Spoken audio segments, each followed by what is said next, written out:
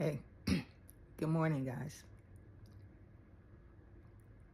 So, listen, this morning I stumbled across an email that I sent to a travel agent the time when I went to visit the Holy Lands in Jerusalem. That trip was traumatic for me just trying to get there because something happens with the airlines and the plane got delayed, and I wasn't going to be able to fly out for the next 24 hours, meaning I was stuck here in the Atlanta airport for another whole day. And while I'm sitting here, and I was afraid to try to leave and come home because I didn't know when the flight was going to happen. And they were trying to get me this flight to Tel Aviv. And eventually they finally did get us on the plane. We finally get on the plane, and I know that I'm still going to miss my connecting flight in New York City. But then once we get on the plane, the pilot gets on and says he smells something funny on the plane and he wants everybody to deplane. Happily, we deplane. But now I really know I'm going to miss my connecting flight in New York City to get to Tel Aviv. Well, finally, they got the plane straight. And I waited and waited for them to do the repairs. I want them to fix this plane before they put me on it and put me in the air. The plane gets fixed. It's a whole nother day later, but I'm flying finally, and I finally make it to Tel Aviv. And I'm thinking, and I sent a message to the travel agent who helped me book this trip to Israel that, okay, everything is cool. I'm good. That was before I found out that my luggage had been lost. And here I am in Tel Aviv. I'm over now in Israel, and my luggage with all of my clothes are in New Jersey.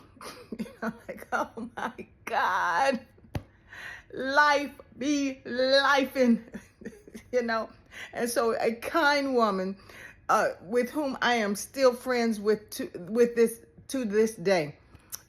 She and I still friends. We still talk on Facebook. She lives in Israel, and that is her home. And we still talk and have a wonderful relationship. But she took me shopping, and she explained to the women in the shop in her language that my luggage was left in America and I had no clothes, and they helped me to get new clothing, and they did it at a reduced rate. And the airlines, they actually reimbursed me for some of the stuff that I was missing.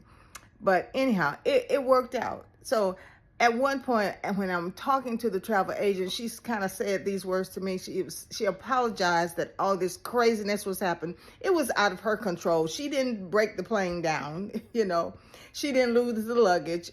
She did her job. She got me the ticket to Jerusalem, to the Holy Land, so I could walk in the streets where our Father walked, the Lord Jesus. And so anyway, she said these words to me. She said, listen, pray about it. This is for you. When life be lifing for you, pray about it. Ask God to give you a peace in the midst of chaos, because he can and will do that. Remember, God already has all of the answers, and he has already worked everything out that you don't know the answer to. And so you pray about it. And she said also, sing a song. So you sing a song. I'm not going to sing a song for you right now, but you get a song in your heart that'll help to fortify the peace in your heart. So when everything is falling apart, you can still be together, because you know God is still in control. All right, guys. I told her, listen, at one point, I'm not a drinking woman, but I did up my coffee that day from decaf to caffeinated. All right. Y'all be blessed. Know that there is peace. Bye-bye.